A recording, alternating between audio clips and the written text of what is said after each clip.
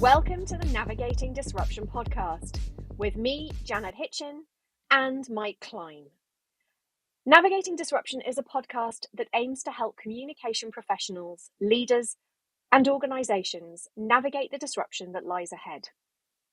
This episode, we speak with Amanda Todd. Amanda is the Senior Director of Communications at Expel, where she leads the company's storytelling across internal comms, social media, and public relations. She's one of the handful of senior comms directors who have progressed through internal comms to corporate comms.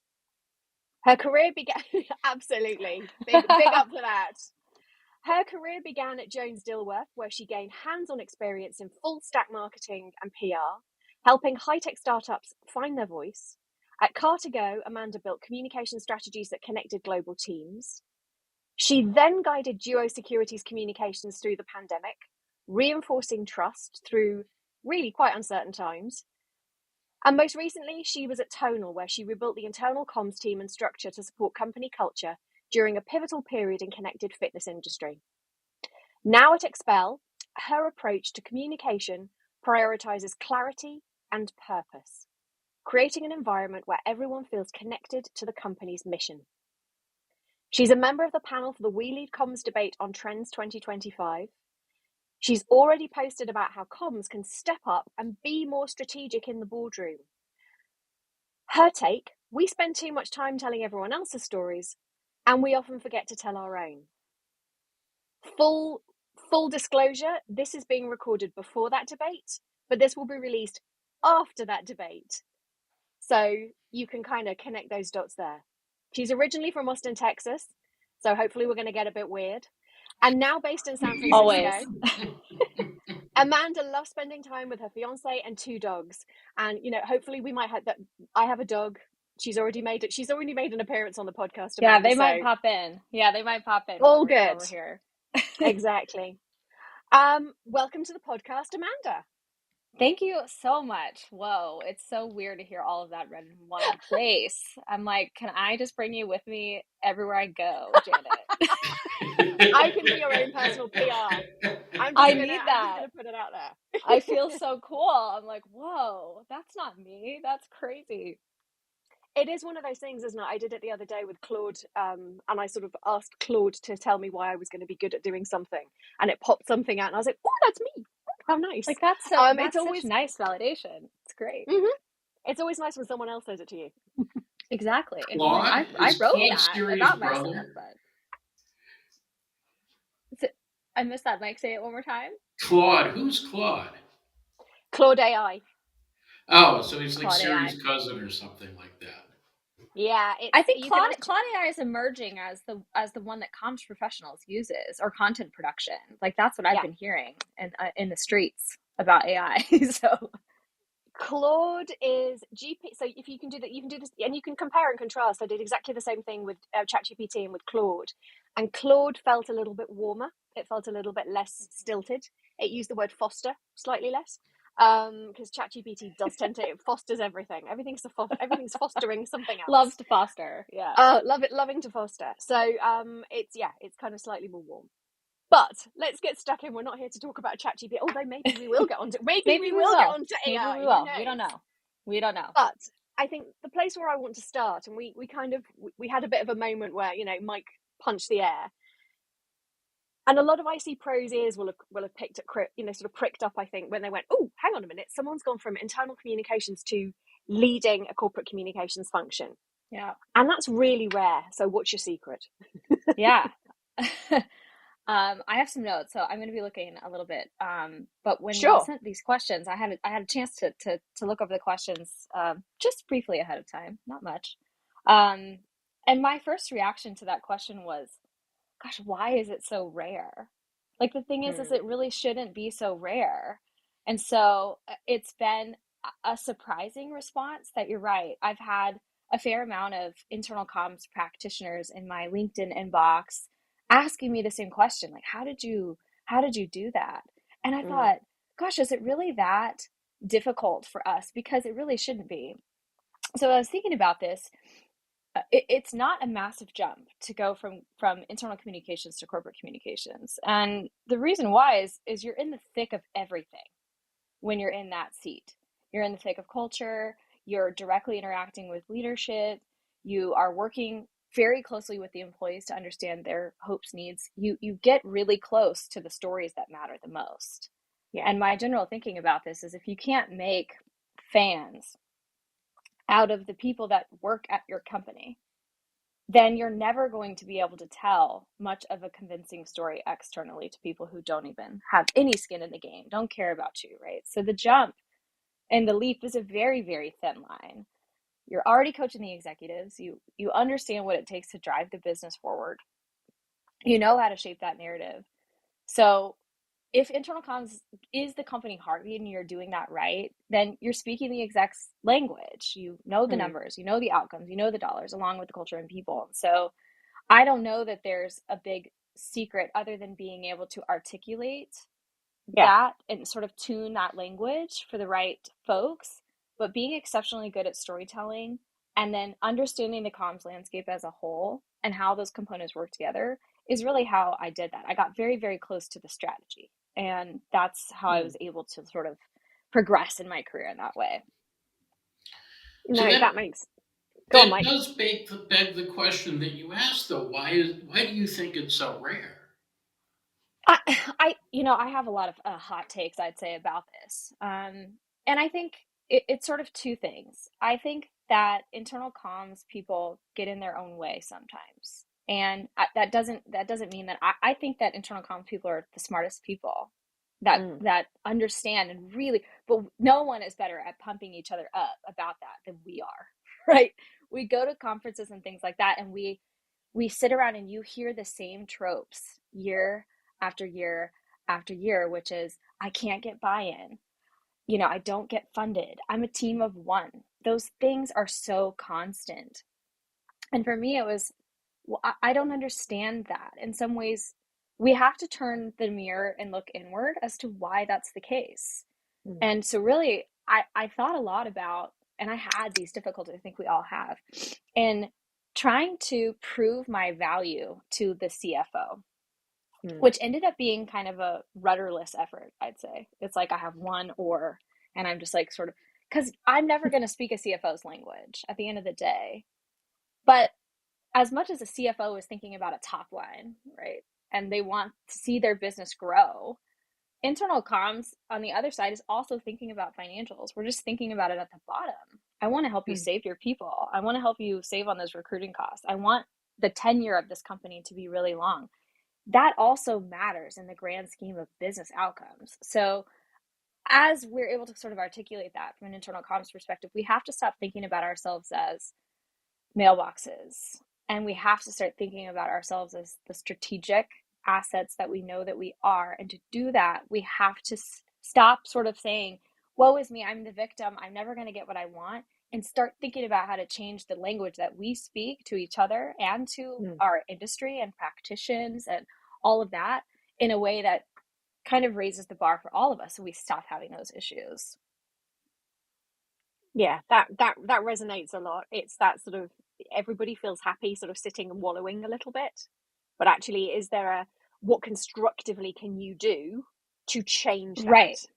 Right. And no it one feels is going to come good. along and give it to you. Yeah. That's right. It feels so good to be seen because we all have had those struggles. I mean, I've definitely been in those places, but I was, and I say this a lot, the way I started my career was I was an intern basically at the age of 27.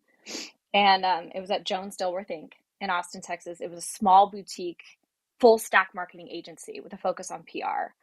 And I really had no idea what I was doing.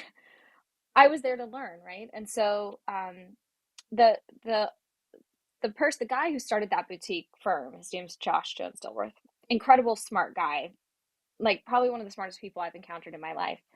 There was one day that we were sitting around and we were throwing darts at the dartboard or something. I don't remember exactly what we were doing. And he worked with all kinds of crazy, huge entrepreneurs in his career. One of them being Brian Johnson, which now we know him as like the guy who's trying to age backwards, and he's like doing all kinds of exosomes and stuff to his face and whatever else. But back in the day, Brian Johnson was working with JDI on a bunch of different health tech startups. Anyway, so we were having a conversation about this, and I said, how do you become this? Like, is an entrepreneurship a thing that you're born with? Is it something that comes, like, how do you get that mindset? And he said one very critical piece of advice to me that I don't even think he knows he had such an impact on me and my career, which was, he said, entrepreneurs are nothing but problem solvers. And what they do is they look for gaps. They look for gaps in the market. And then they go step up into those gaps. They solve problems, they find the gap, they go pursue this thing. And in my mind, I thought, I don't know that I'm ever going to be smart enough to do that. But I can do that in a way that architects my career. So when I went forward after that internship and kind of went into the world of work, I started to think about comms as gap fillers, raising your hand, looking for places that have holes. And they're all over the business all the time, right? We have people that go, oh yeah, we have this problem and we can't fix it. So a lot of my career has been take the gap, find it, find the hole, step up into that gap. And that has worked for me in almost every, I mean, I've been at several different companies. Hello, thanks for tuning in to another episode. If you're enjoying the podcast, we'd love your support in helping us reach more listeners. The best way to do that is hit the subscribe button in your podcast app. It's completely free and means you never miss an episode. And if you found value in today's content, we'd love you to take a second to leave us a rating or a review. Your support really makes a difference in helping others discover this podcast. Plus, it lets us know what resonates with you so we can keep bringing you more of what you care about. Thanks, and take care from me, Janet in London, and Mike in Iceland. I have applied that thinking at every role I have ever had from a communications perspective, and it has always, always worked. Yeah, it's one of my favorite questions. One of my favorite questions to ask. What's the problem you're trying to solve? Yeah. And what is that? And it could be, it could be a range of different things. Like, like we had a culture issue at Car2Go where we were a German-owned company, but we had a United States entity. And it was like these companies, like we weren't working on the same bottom line. It was like two different companies. And almost like a competition.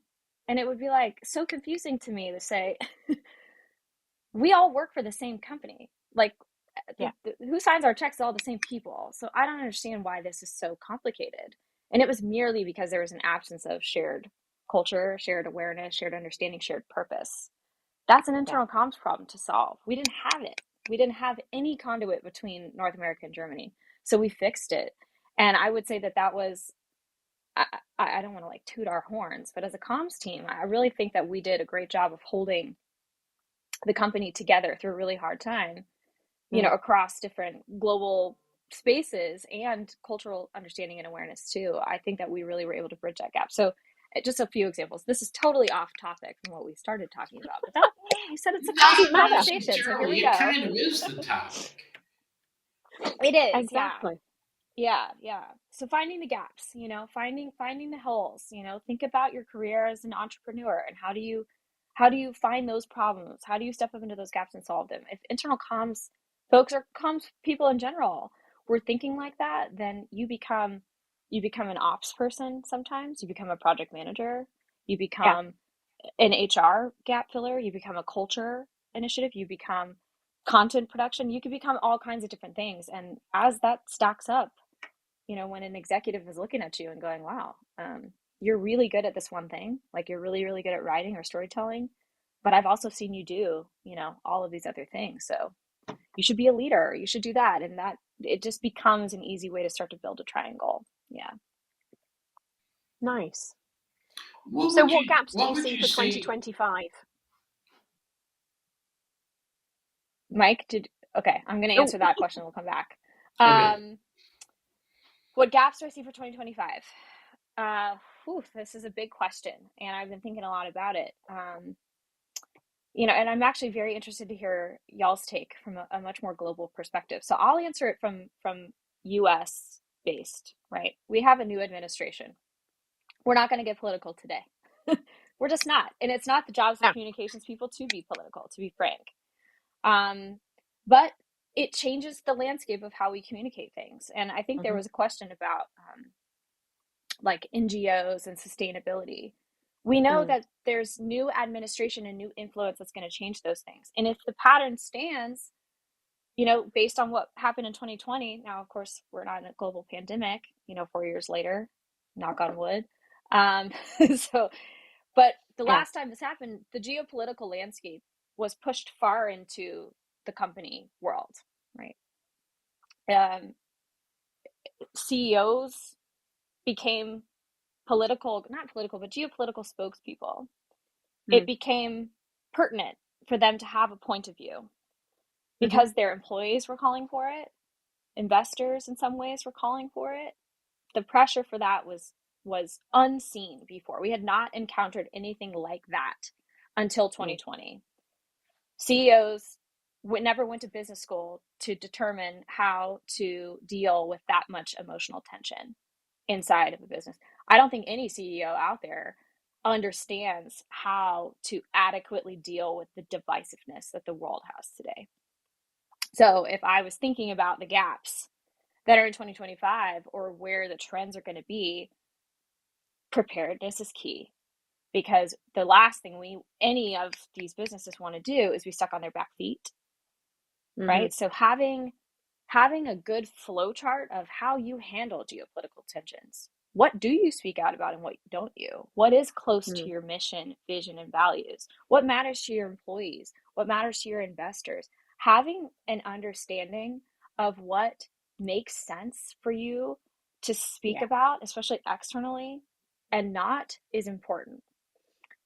Same thing internally. Like, you have to understand that the points of views range all the way across the board. And a lot of times the pressure was coming up from a more, I would say, left-leaning point of view. And in some ways we were antithetical to, you know, the other side and the other half of the company that was maybe more conservative leaning. And so the inclusion conversation, the polls started to sort of bend in a weird, strange way. So that's why I think you're seeing a lot more neutrality. You're seeing much, much more neutrality in the external sphere. You're seeing a lot more apprehension for companies to speak out on societal and geopolitical issues, because I think that they were alienating. A lot of us were guilty of alienating, you know, another half of the population. Of course, that can be broken down and it's very complex conversation. But I think the trends for next year are going to lean there. Being ready for what's ahead, I think, is going to be critical. In terms of the gaps, I think certainly being in that state of preparedness, like with frameworks ready to go, so your executives are not doing that on the fly and you're like, nope, hey, I already thought about this, and you know, I've already stepped up into this gap, and this is what I think, you know, we need to kind of think about and follow before we make any snap decisions. Given what you said about the tone trending towards neutrality, do you think that that trend will continue even further in the opposite direction, particularly in terms of, you know, the tone that I'm getting around people leaning into founder mode, people leaning into their authoritarian instincts, accelerating return to office mandates, and just generally cracking down? Do you see that as a trend as well, or do you see there being some breaks in the system to keep that from? I see there being breaks in the system, because I think we're seeing a lot more data now. Do I think that that's going to change a staunch CEO's mind about having people in the office? No. But I might be, I work fully remote, which is, you know, that's the dream. A lot of people still want that.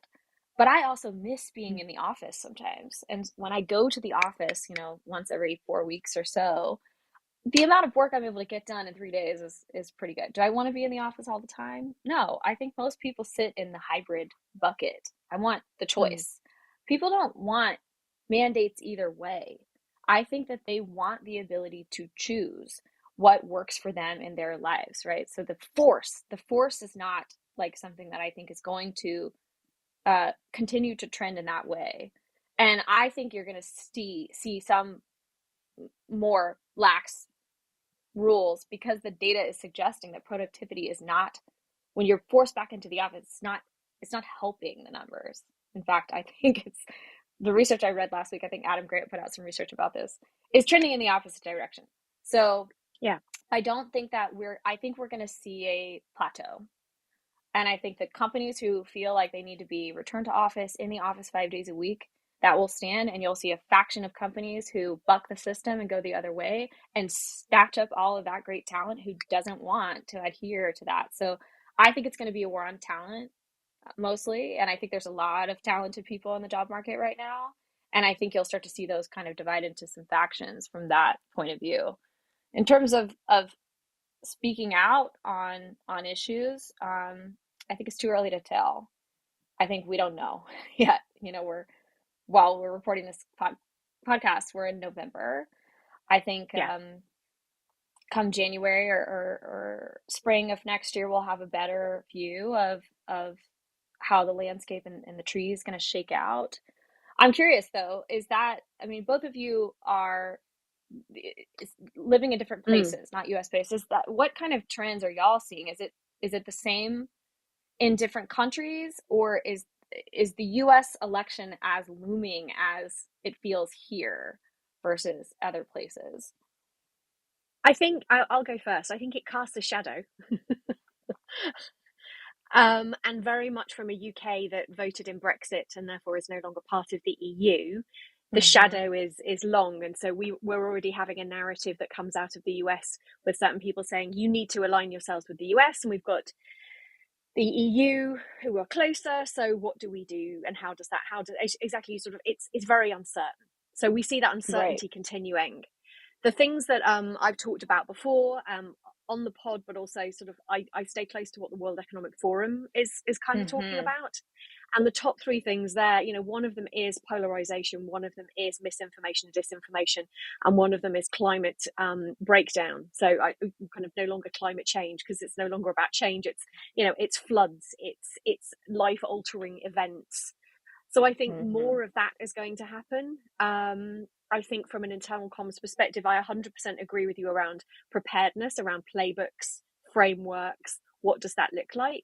Because even if you just take what happened on the news this week, Storm Bert came in, it caused chaos. I live in a very, everyone sort of says, oh, we just have the weather's nice. We never get extremes of weather in the UK. And now we're getting real extremes of weather. We don't handle that particularly well. If you've ever been in the UK, the wrong type of leaves on the track and the trains stop.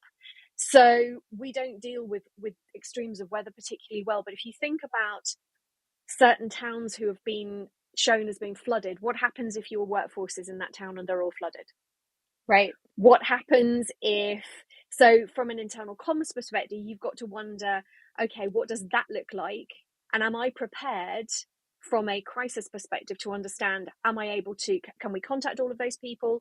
Can we get information out to all of those people? How am I able as an internal communicator to reach those people if we do have indeed a crisis? So I'm looking at stuff like that, particularly around sort of the sustainability piece. And right now, the World Economic Forum has been pretty spot on. I think the other piece around misinformation and disinformation, I think that's going to continue to be something that we encounter. I think the rise of AI, we've seen David Attenborough we've now started seeing AI being used to impersonate people, and those impersonations being incredibly good and convincing. That is very convincing, and that is going to be a real challenge, because where do you draw the line? What is good and what is bad? I think also if we look at the way social is working at the moment, and we've got the mass exodus, or I say mass exodus, there's been sort of several million leave X, move to blue sky. So are we going to look at more polarized spaces where people are finding their information externally? What does that look like as you're talking about reputation externally? There's been decisions about advertisers going back to X, but also journalists pulling out of X. So it's almost, as you said, there's almost a moment where people are kind of choosing a tribe. And what does that look like? And how does that play out for an external, for a corporate reputation? How does, for risk management about that reputation, but how does that play out internally? Yeah. There's lots of interesting, and I almost want to go back and reread Alison Taylor's Higher Ground, where she talks about, and she brought it out at the beginning of this year, where she was going really deep on reputation. Should you stand up? What happens when a CEO says something? What happens when they don't say something? What happens when a vacuum is created? Who steps into that vacuum? What does that mean for reputation? So I almost want to reread that book, because all of the things that she talked about are starting to really play out. Yeah, that's a great piece of advice. Yeah, I talked a lot then, Mike. What about you?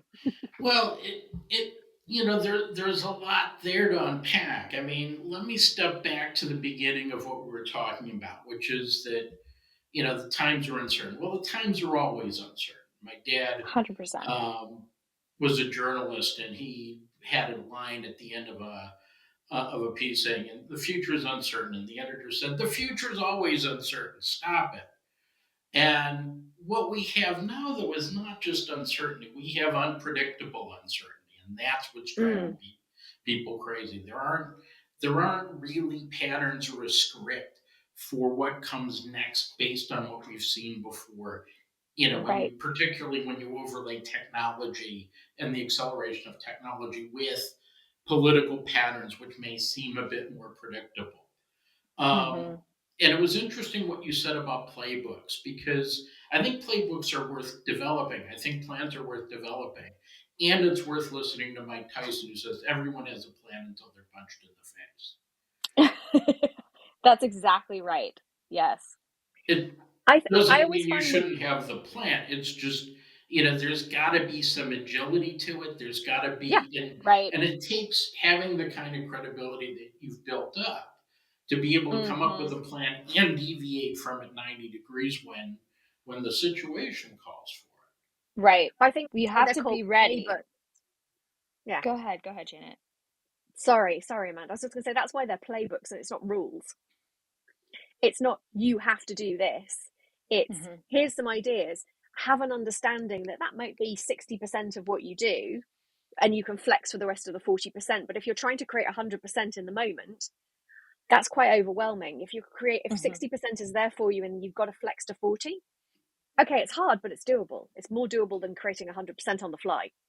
Yeah, and that's the nature of comms teams, right? Especially as comms leaders. My team, we say it's very easy for us to plan and think ahead. But in my mind, a lot of times, like I have my team going through an exercise actually right now, thinking about fiscal year 26 strategy. You guys need to build this. But I tell them, spend no more than 1 hour. Because what I don't want is you spending all this time on planning, because as comms people, we can have prescriptive plans all day. But when is the last time that ever happened? Never. it. Right? It's so important for us. What I tell them is that we need to have a box that we can move around in, right? We don't want to go in with nothing. We want to have a point of view. We don't want to be caught on our back feet, but we have to have the ability to shift, pivot, move, and be agile. And so the way that we do that from an approach perspective is I tell my teams all the time, we are always going to have a Rolodex of things going on. And there's what I call running communication, which is what's our always on activities. From an internal comms perspective, that's your all hands, that's your newsletters, that's your, your everyday communication that's going on. Those things have to keep rolling while you're also figuring out how to protect the company from a major reputational issue or a geopolitical pressure or, a customer issue. There has to be space over here in your pie to go, I have to push all of this stuff off or down on my priority list, and this is my only focus. So I tell my team, don't fill up your dance card. Make sure that you have an eye on the ball on the things that you need to do, but you can deprioritize anytime you need to, because we have to have that ability to go, okay, crap, something is hitting the fan.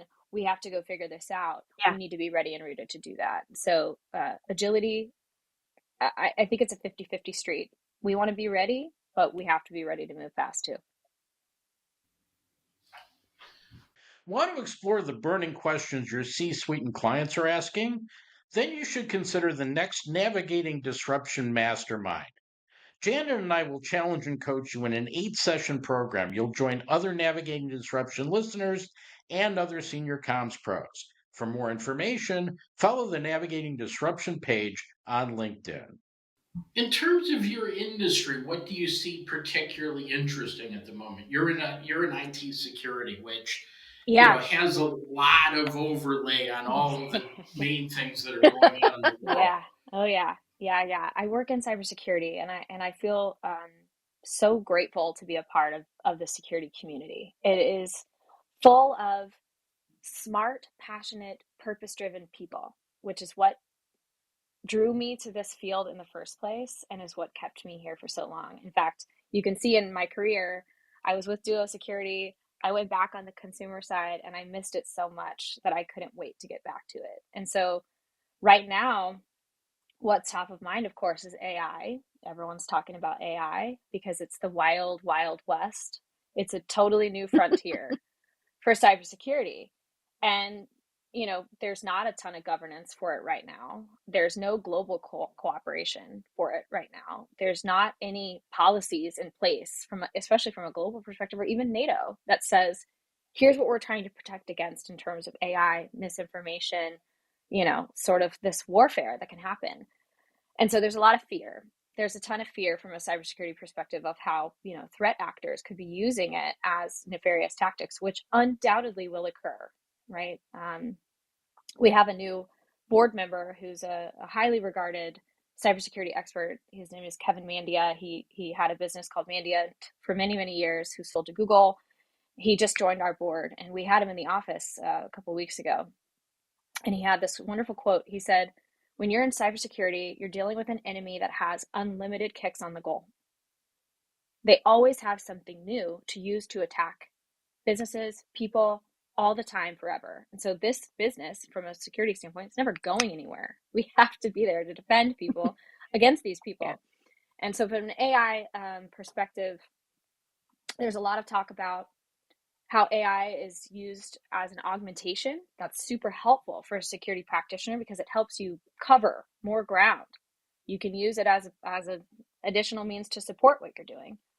But at the same time, we don't yet know how threat actors are going to be using this as a way to infiltrate systems, people, bank accounts, any of that. So there's a lot of, that's pretty much a primary topic that we're talking about. There's also, an interesting thing that's going on in the security industry right now. There's a lot of fraud. So Janet, you touched on this a little bit. Deepfakes are they're becoming entirely more convincing. And so I have not yet seen, a CEO showing up on an all hands say, let's hypothetically say that this could happen. But it's really, a cyber criminal who has managed to hack, social engineer this person, right? That's not something that's going to be a communications thing for us to go, something isn't right here. The same thing is happening in hiring.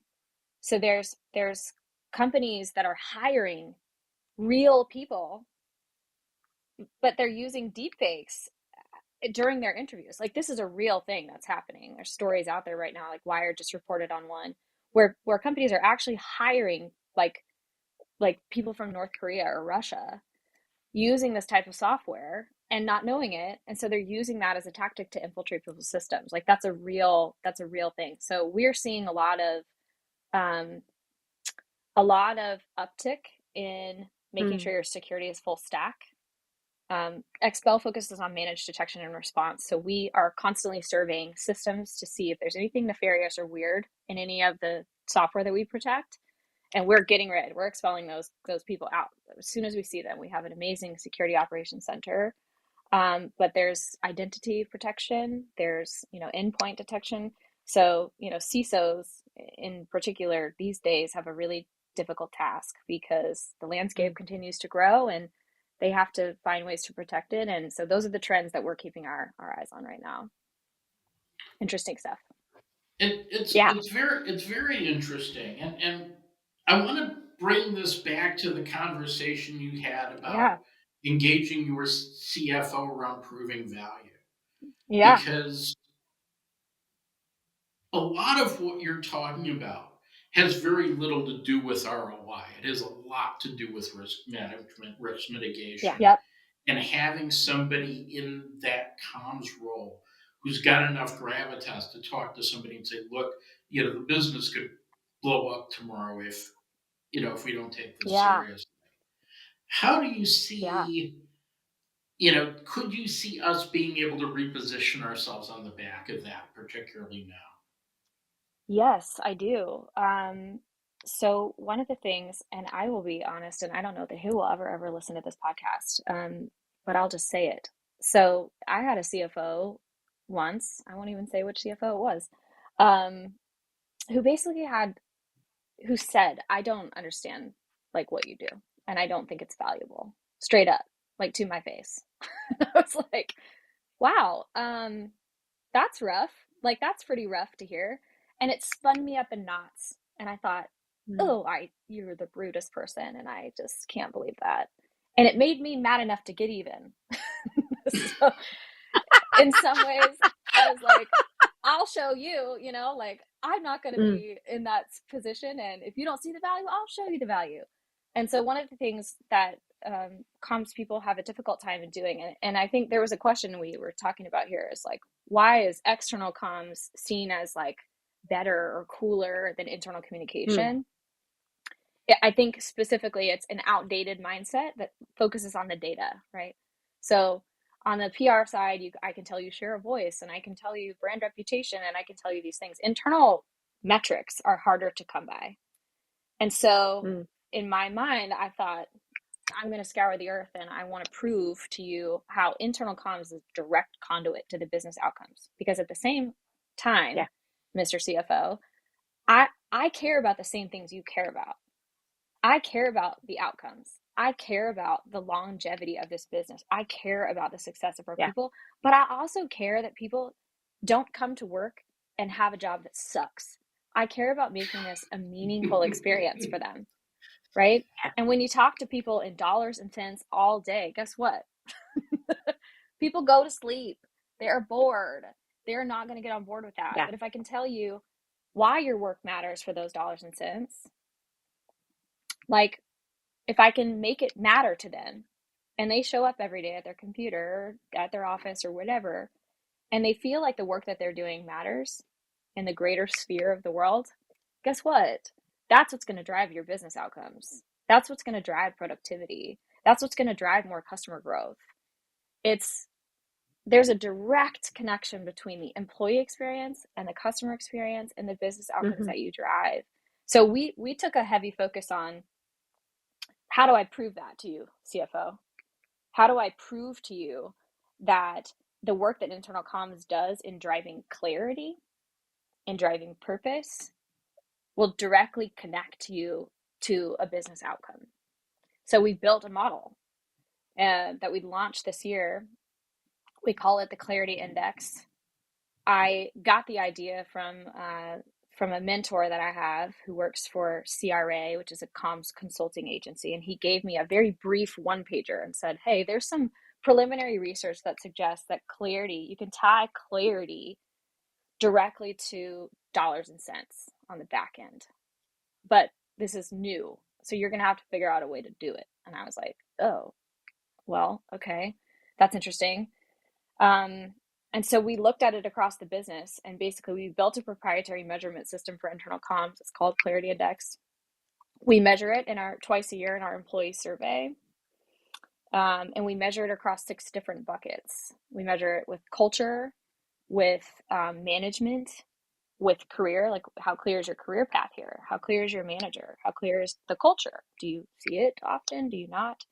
How clear is the strategy? And then there's another one that's escaping me at the moment. But basically we measure across those 6 buckets, and we have like a midway benchmark, and it's been amazing the influence that this has had on the business, because now the exec team every single week talks about clarity. When they make a business decision, that's especially a change in direction, they're like, ooh, how are we going to make that clear to our people? How is that going to affect the clarity score that we have for strategy? And I've sat back and gone, see, CFO, see now.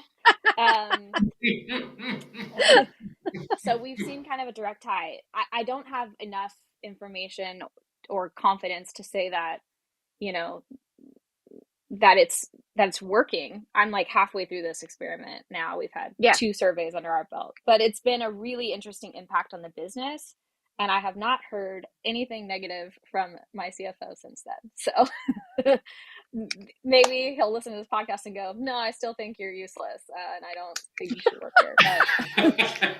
But no, I'm kidding. He's, cares about the value. So anyways, that's one way. And, that's a place I really love to connect with people on too, especially internal comms people that are struggling to prove value. It's like, hey, let's talk about this. You should try this. So actually what you've done is you've managed to change the narrative internally with your leaders who were skeptical, for probably is the nicest way of putting it, about the value of internal communication, and you've managed to completely shift that narrative so that they are now all using the same language, which is happily and helpfully clarity. Yeah. The most interesting thing is, like when we first ran the very first benchmark and we got the first bank of data, right? Which was a scale of 1 to 5. The tactics behind it, I won't bore this podcast with, but if you're ever interested, let me know and I'll tell you how we did it. We had very low strategic clarity. We had incredibly low numbers, which meant our people don't understand the direction that we are walking in as a business. So it's a lot harder to get fired up about what you're doing, every day if you don't know the impact of your work. And so it was a lot easier for me to have a discussion with saying, hey, our narrative internally is weak and we need to change it up. So it not only did it change the language of the exec team and gave us a shared, thing to talk about, but it was a lot easier for me to influence the decision making as a part of it. So using the data to do that was critical, and probably is one of the core reasons why I was able to expand my remit, because that was new and different. And Did you have any trouble getting permission to collect the data in the first place? I had a lot of skepticism. I think the hardest part of it was coming in like a kamikaze pilot to the employee, like the survey, because HR has had this thing for like forever. And I was like, oh, well, we need to change the entire thing and like have this whole, so the process of getting it sort of embedded there was I think the biggest challenge I had, was because it was so new and so novel. People were like, I don't get why this matters. And I was like, well, so I had to really think about how to pitch it and how to sell it to the business before we actually did anything. So that was the most difficult part.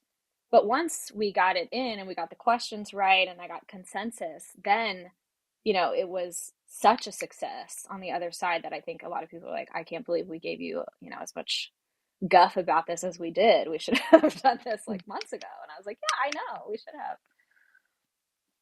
What advice would you get building on that? Because this is a chicken and egg battle that's playing out in tons of organizations. Where you've got the internal comms person who's under the weight both of often what they would consider excessive workloads and having a lack of resources and having a lack of permission. What I'm wondering is, what advice would you give, having been through this yourself, to comms people who don't have that access to hijacking the employee engagement survey, basically? 100%. How would you navigate around that? You have to find a champion. You have to find a champion.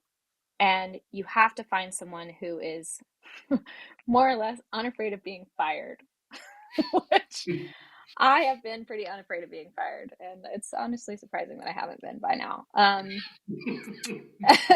I am very bullish about the work that we do. I think the comms work is pinnacle. I think we are so critical to the business, which is why it is so sad and difficult to see how much of a squeeze there is going on for our field. And I really want to fight back, which is why I'm taking such a hard stance on we've got to articulate our work better. We have to fight for ourselves. We have to advocate. If you're new, especially in career, and you're having difficulty getting those seats at the table and you don't know where to start, you have to find someone who understands the value of our work.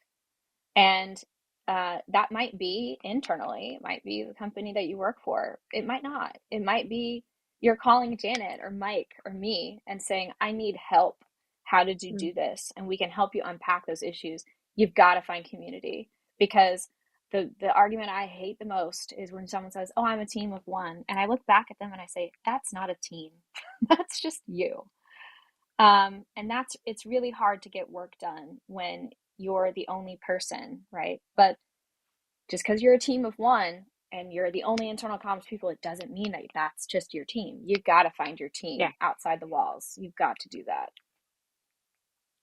I love that you've said that, because I had a very similar conversation with somebody. I think it was last week, and she said, "I don't know what to do. I've come to a place I'm stuck." And I asked, "Who are your allies?" Mm-hmm.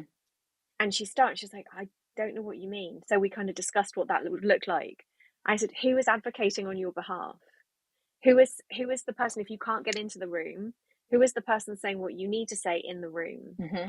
Who are the influential people that are your allies, who are going to be able to create a groundswell that gets you to where you know that you could or should be?" Mm-hmm. And I was asking, I'm like, she said, "Oh, well, something about the head of the board." "Oh, I couldn't possibly talk to the head of the board." I went, "Okay, so you can't, but who can?"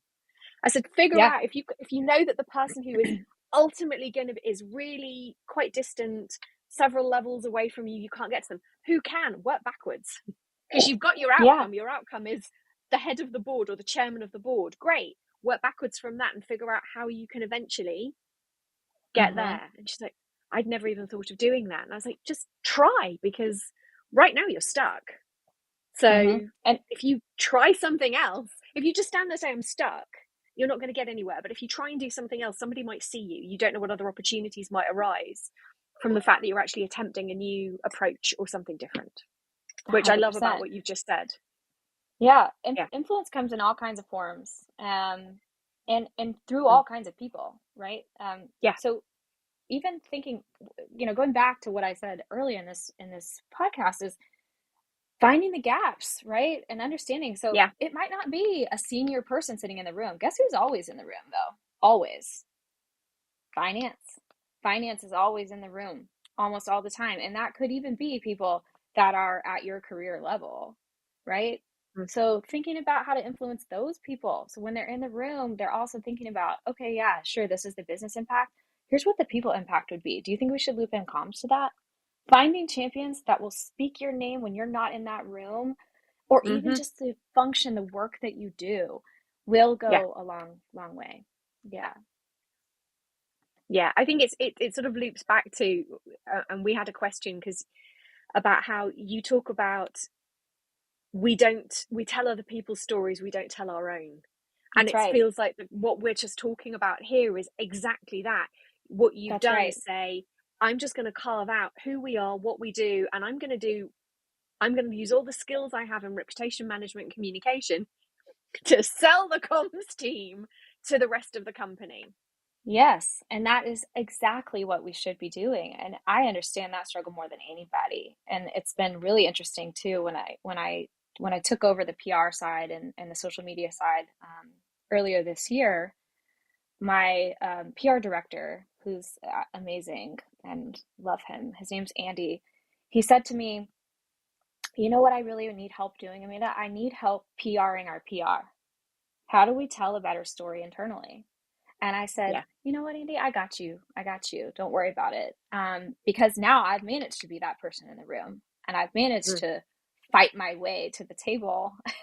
And now I have a seat, and I want to use that power to make sure that people know the work and the value that my team is providing. And so we do that in a subtle way, but in a repeatable way that says, here's the data, here's what we're doing. We're sort of demystifying the work that internal comms has. It's everything we do, we draft in public pretty much entirely. So We have Slack channels for our people. We, everything we're doing is out loud. And so making sure that that's streamlined is really important. And telling those stories, because no one's going to do that for us. We are the storytellers. Like, if we can't craft our own story and advocate for ourselves, who's going to do it? Nobody's going to do it for us. Yeah. I mean, I know there's the old adage of, the shoemaker always wears dreadful shoes. Always. But we need to break that cycle. And I was talking to a chief communication officer a couple of weeks ago, and she had this exact sort of very similar story where one of her internal communications people came in to talk about strategy, and a strategy that they were working on and how they were going to achieve the thing that they wanted to achieve. So it wasn't about tactics, it wasn't about channels, it wasn't about assets, it was about, here's all the work that I've done in order to be able to understand what's happening so that we can understand your business problem, we can create a solution, we can understand what the audience is doing, we can understand the outcomes that we're trying to achieve, and therefore here are the tactics that will actually do that. And apparently this was at the communication table, and even some of the team around the communication table went, I had no idea internal comms did all of that. Well, doesn't that say something to you? It's the job, but it says something to you about the people that are in this field. Is we are humble, and I'm less humble, I think, at least for the work of others. Now, I won't talk about myself. I will give the credit to my team all day, every day, because they are the ones at the end of the day that really crush the work. And I love to talk about how great they are, because they are. But at the end of the day, like, that tells you something about the type of people that we work alongside. Is there's a lot of humility. What I'm asking for is that we put some confidence in that humility, right? I love that term that Adam Grant termed a long time ago. Confident humility is something we should adopt, right? We should tell people how great we are, because if we don't, then is it humility though, or is it deference? I mean, that's a good question. It is a bit of deference. I do, like I said, I do think, and again, this is one of my hotter takes, so maybe Mike will come up in the debate, or since this is going to publish a post, it will come up in the debate, which is, look, and I won't put any names on anything, but I see a lot of like comms influencers in our space who make money off of the wallow.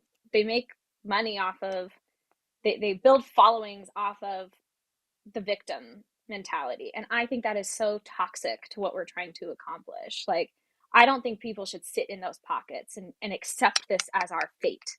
We should fight back.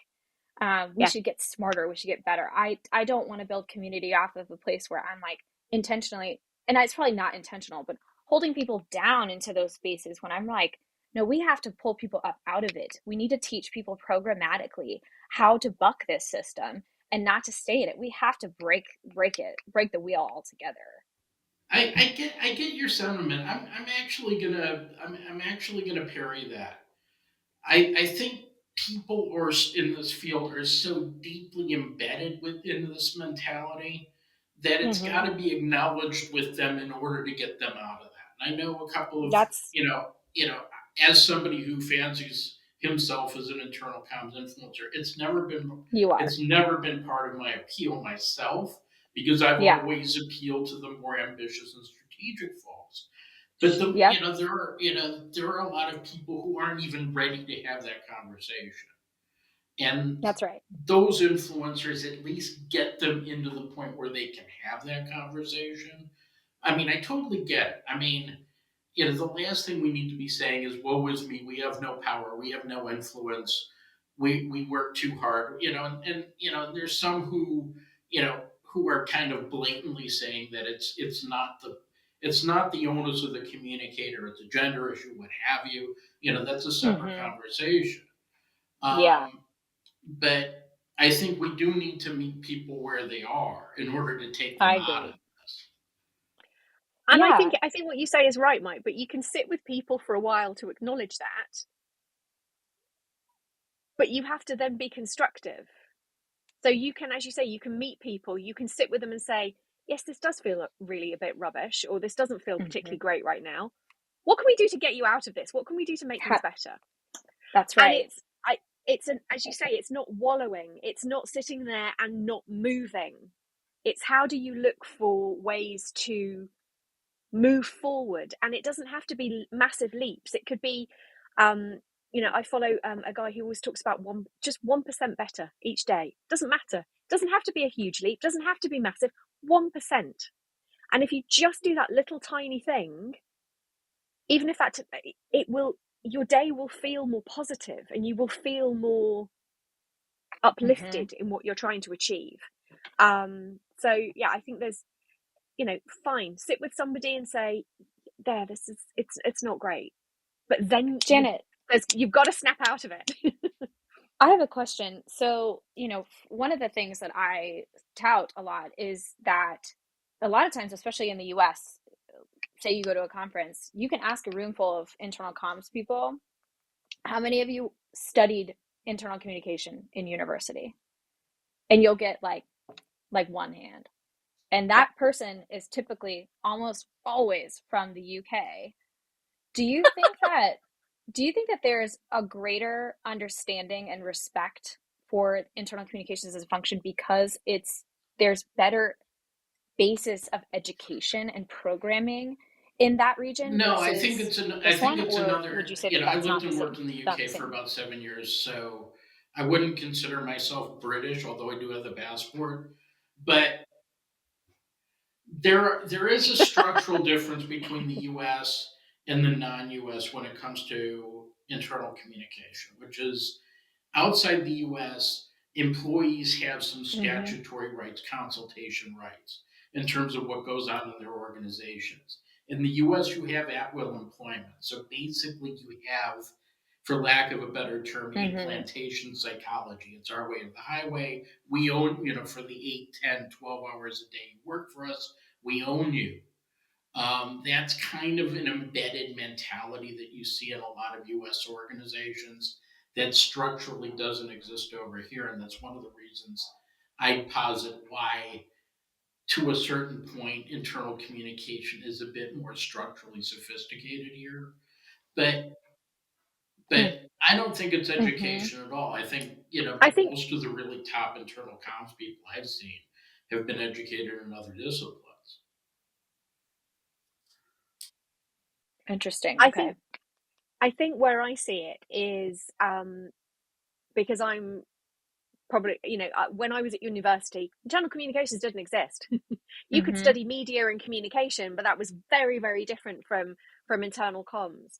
I think what we do have, Mike is absolutely right. If you look at the UK, if you look at Europe, you have Europe particularly, they will have learning and development budgets that are specific. So there is a certain percentage of the profits and revenues of an organization, particularly in places like France and places like Germany, where they have set amounts of money that are set aside so that you can have continuing professional development.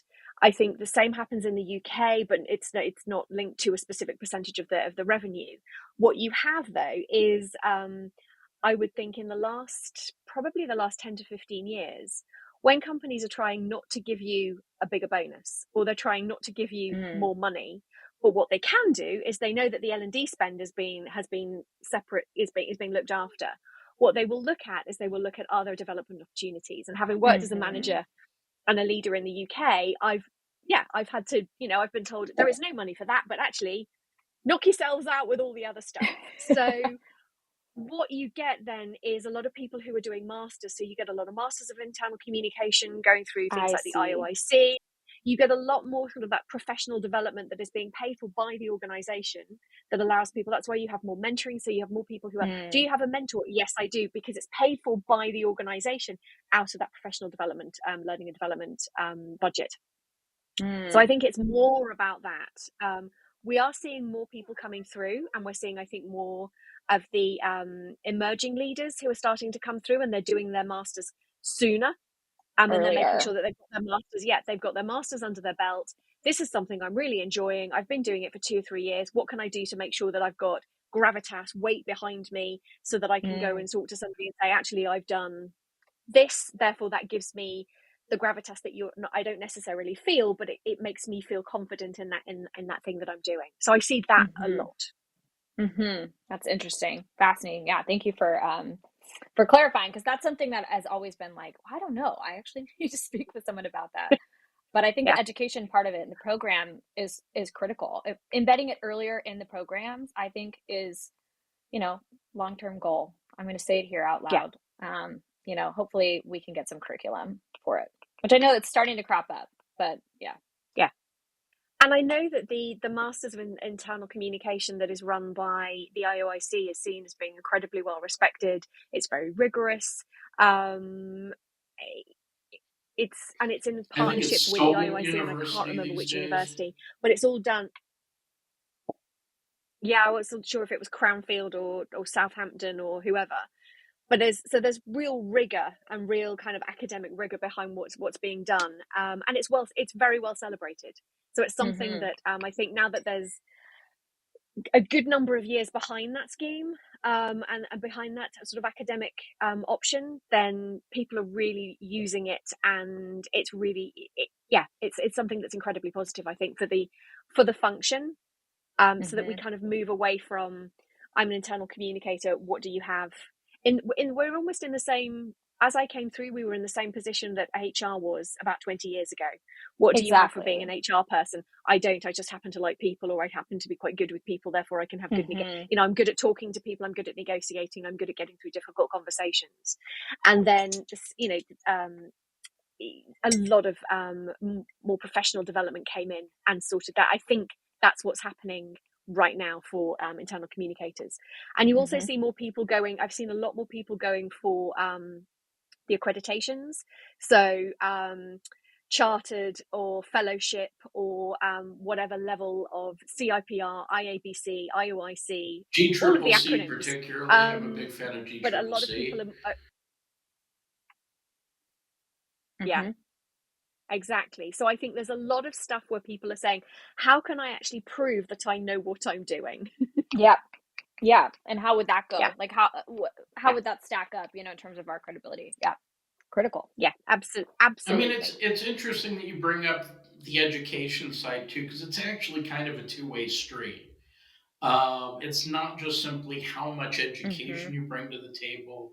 It's not how much organizations value it. For me, I see people who are certified, accredited, as people who actually care enough about their own professional development to to be seen as serious Yep. people in this space.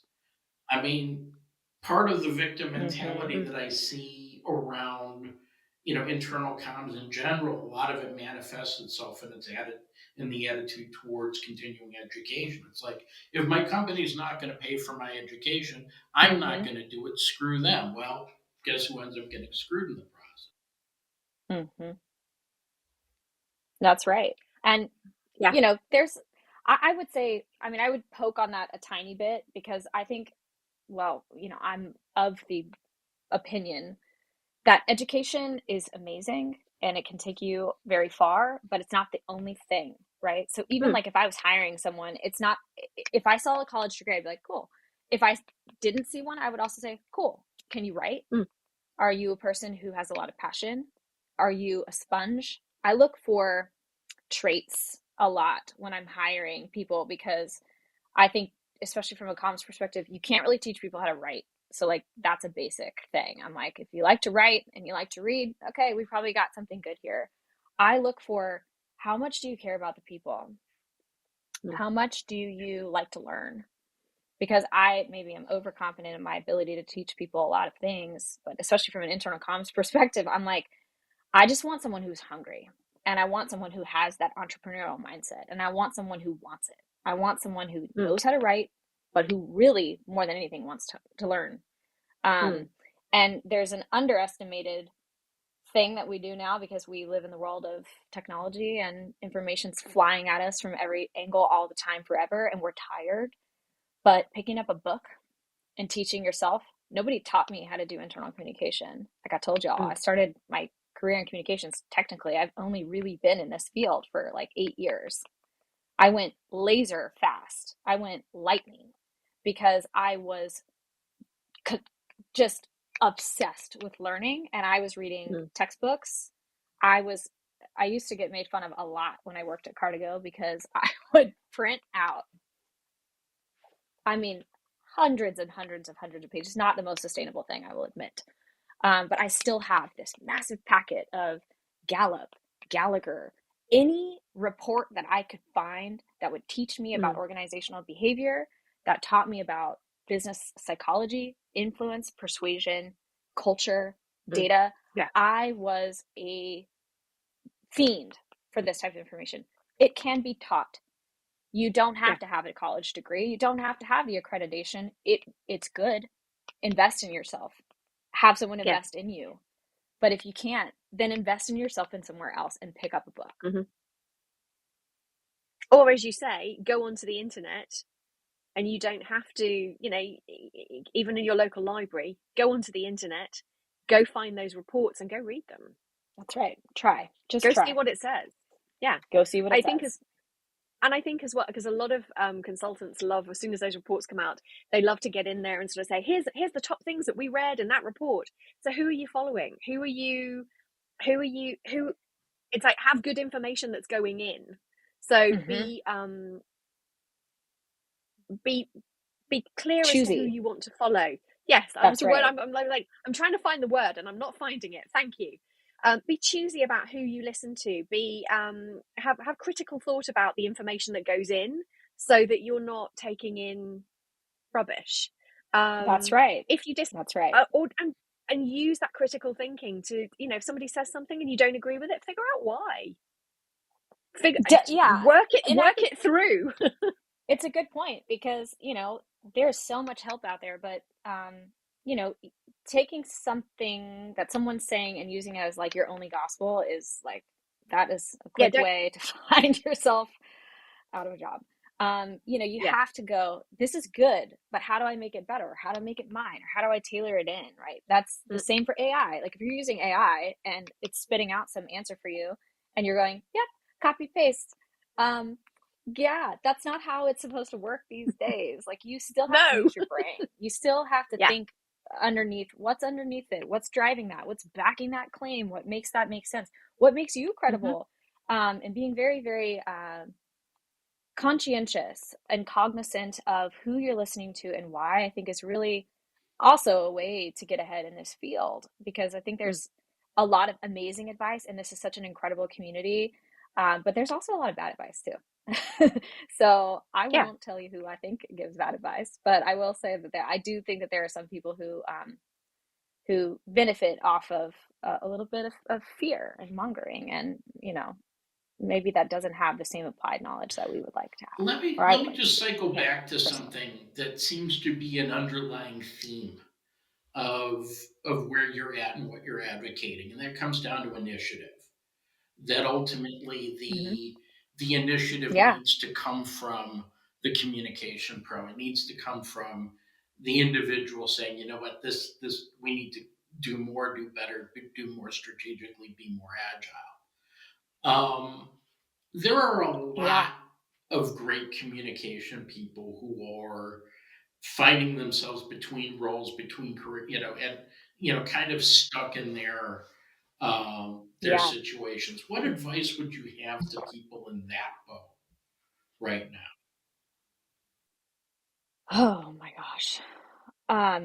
Well, I mean, first I would tell them like, I'm sorry, because there's so many talented people, frankly, out on the job market right now that make like me scared. I'm like, dude, if you are out there, like, what chance do I have? Because there are so many tremendously talented people that are being squeezed out. Again, I think this is about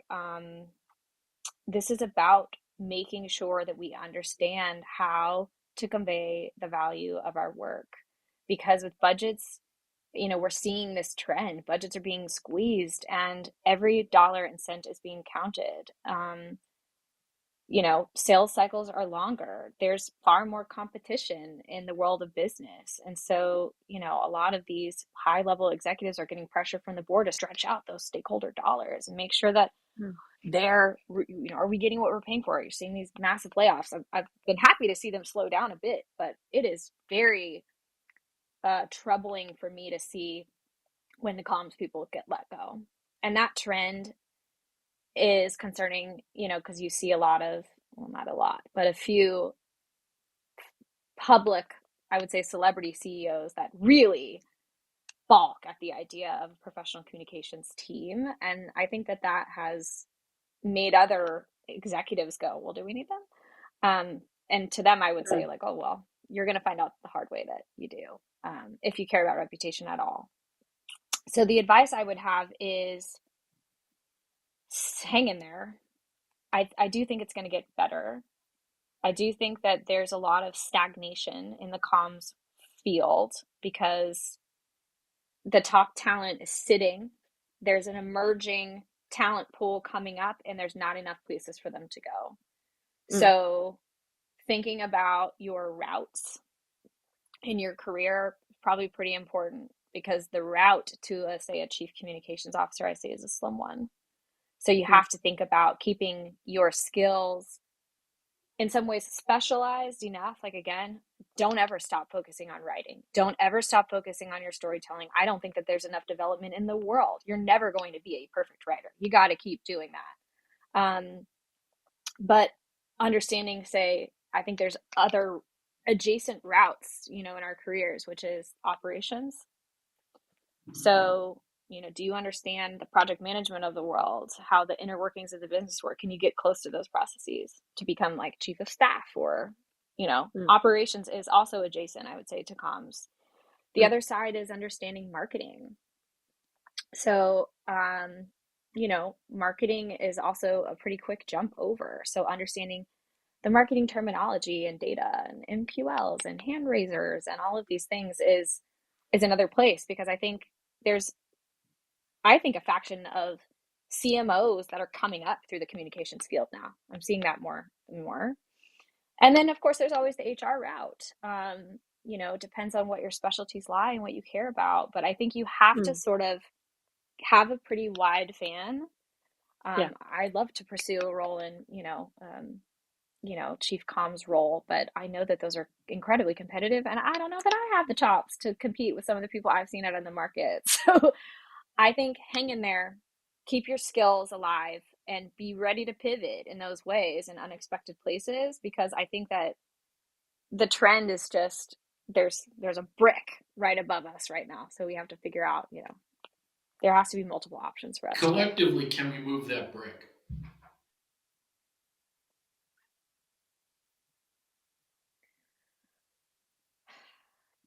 I think the brick will move itself, because there's so much emerging technology that it's going to be sink or swim. So, the practitioners who understand the changing technology, how to harness the power of AI, how to build great teams, how to really build novel new communications teams that serve a lot of different needs, like thinking about the structure of your communications team in a different way, and what kind of skill sets you need to tell stories these days is different than it was 3 years ago, 4 years ago, right? People's attention spans have shrunk to the size of a mosquito. And so long form emails aren't the way anymore.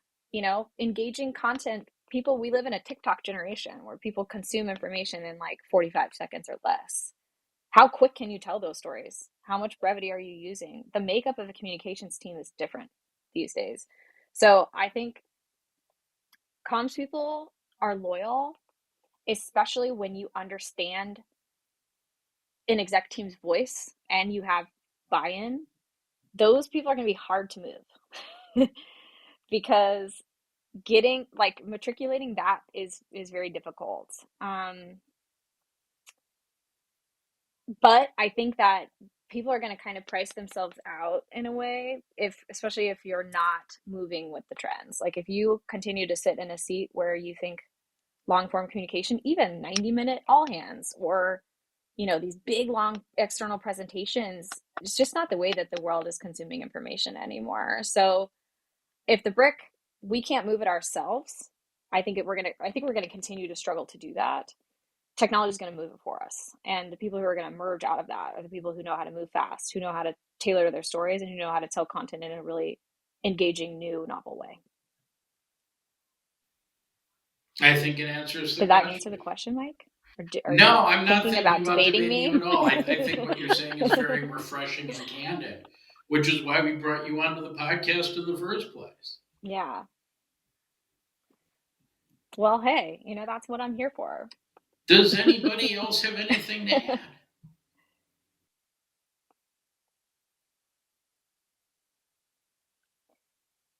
Do you, Janet? I mean, the hypothetical question, Mike, that you kicked over, I think is an interesting one. I'd actually love to end on that note. I'd love to hear from the two of Mm. you on it as well. I was like, ooh, I don't even know how to answer this question. But the regional thing really, I think is cool. Yeah, so the hypothetical question is about access to technology in an Mm-hmm. increasingly polarized world. So, Mike, I know this is a question that is dear to your heart, and you're asking quite a lot of people this question at the moment, and I've seen you discuss it quite a lot on socials. So, where do you stand? Let's start with where do you stand, Mike, and then based in California, heart of Silicon Valley. Mm-hmm.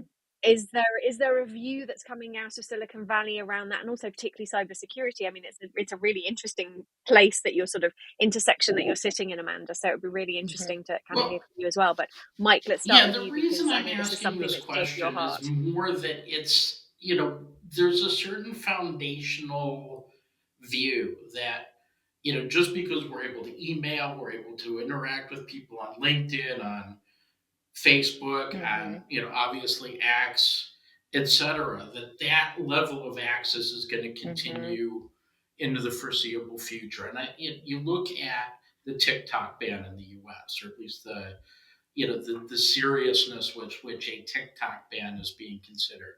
You look at, in previous years, Mm-hmm. Russia banned access to LinkedIn, China bans access to a lot of platforms, a lot of Mm-hmm. countries are kind of cracking down on unfettered internet access. The extent to which, are we ready for any break in this? And is this something that presents either a potential catastrophe for what we do or a potential opportunity? Hmm. Yeah. Whew. Well, yeah. I mean, I think about this in the region that I live in, which is I live in San Francisco. I live in the city. And I see these people all day, every day, which is part of the reason. I mean, I picked up and moved out of Austin, Texas, which is another tech hub, to San Mm. Francisco in a time where everyone was exiting San Francisco. Yeah. And the trope I got was, you're going the wrong way. Everyone is leaving this city. The city's dead. It's over. Why are you coming here? And I really thought, one, if I want to ever compete in the world of work, I want to do it and I want to know that I can survive in a big pond where there's a lot of smart people, right? That's a thing I want to prove to myself. So I'm going to go to the belly of the beast. I'm going to Silicon Valley and I want to see what happens. And it's true what they say. You walk down the street, and in some ways, it's obnoxious and it's annoying, but everybody talks about technology all day. And you hear it on the sidewalks, you hear it in passing, and then you hear it a lot in networking circles and in groups. And I work a lot of times from a co-working space called Shack 15, which is full of burgeoning entrepreneurs that are working in biotechnology or AI or health tech, all kinds of different things. And I think it's a push and a pull between optimism and fear. I think is one of the things, because I don't think anyone would have told you, when I got my college email address and I was able to sign up for Facebook, right at the early days where it was about posting on your wall and, uploading Mm. your photo albums from the night before, to Yeah. this is a dangerous tool that's going to impact global politics, 10 years later. I don't think that anyone had any sense of mind that social media in that way was going to affect our world in the way that it did. So I would say there's a much greater cautiousness in terms of the power of technology to augment and the power of technology to hurt. I read a really interesting quote um, recently in the Wall Street Journal, and it was about cybersecurity and AI. And it said something along the lines of, AI and this emerging technology is like a kitchen knife. can be used to chop things for good, to make dinner, lots of good outcomes. But it can also be used for bad intentions, like, bad stuff. You stick them with the pointy end, and that's not a good thing, right? So that's been rolling in my mind. And I think that that's the mood, right? That you hear in San Francisco. There's a bunch of emerging technology that's going to continue to change our world, but in what ways? And is it going to be positive or is it going to be negative? And do you understand what you're actually doing? And do you have a good grasp on how this could evolve in a way that impacts the world for good, or can take us in sort of in a various direction? So to round that out from a comms perspective, technology is nothing until there's a story told about it. Technology is nothing until we put it into the market, until we decide what stories, until we decide how it's positioned, and until we decide how the public sphere and domain can handle that. And of course, that goes through a bell curve of early adoption to late adoption. And there's all kinds of different points in which you're telling those kind of stories. The responsibility that we have as communicators is equally as great. And we should feel that responsibility. It shouldn't be that we're positioning some technology as the greatest thing in the world, and because this is going to impact people's lives. I think self-driving technology, self-driving cars is a good example of this. People are afraid of it, and we should embrace that. We should not try to trick people out of having that fear. We should be very balanced, fact-based, transparent, and authentic. And I think as comms people, over the course of the next year, whatever occurs, in the next 5 years, we have to take our responsibility as those storytellers as critically important, and we have to be able to prove and articulate our value if we're going to continue to be the strong strategic function that we are. So hopefully that's a good place to end. I think it probably I want to is. thank Mike, you over very to you much to for joining close. us, Amanda. This has been an excellent session, and you've definitely taken us to some places that we haven't been yet in this series. Great. I don't really have anything more to say at this point. Janet? No, I think we've all said enough. I think we've covered a lot of ground here today. No, I think this has been really interesting. I love your idea of the clarity index, and Amanda, I'm probably going to be contacting you after this at some point to say, hey, let's have a conversation about that, because that sounds really interesting. And I love the fact that we looked at certain trends, we looked at preparedness, we looked at that, the agility, the flexibility where you need to be. And also I love that we kind of got into that whole piece around confident humility and what does that look like? And is it humility? Is it deference? What does that mean? Because we haven't really ever kind of, I think, openly talked about that. So finishing off with just how do we convey the value of our work? And I think that's kind of the one thing that I think we want to leave everybody with as something that kind of came through with this, is how do we convey the value of what we do so that people actually get it and take us seriously and allow us the opportunity to be able to work in the ways that we want to work. So Amanda, thank you so much. Thank you both so much. This has been a great time and a pleasure, and I hope to do it again.